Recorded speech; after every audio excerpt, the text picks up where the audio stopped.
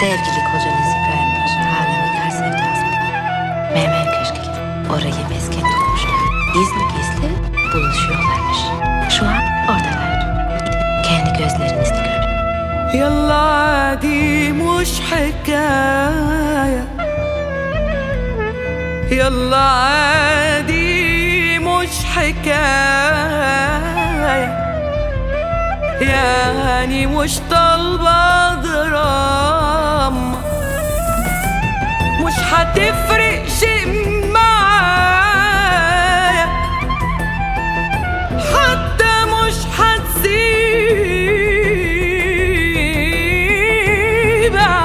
علامة،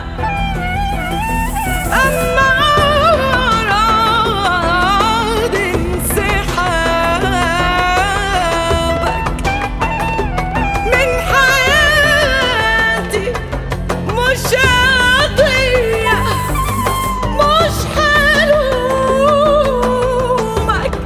مش عايش جوا شخصية الضحية. يلا عادي، يلا عادي.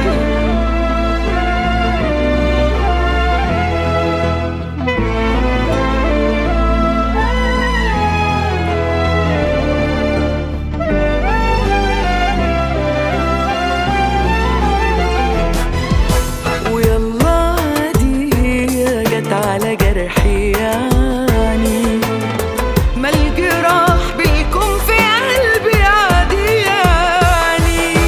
ويلا عادي جت على جرحي يعني، ما الجراح بيكون في قلبي عادي يعني.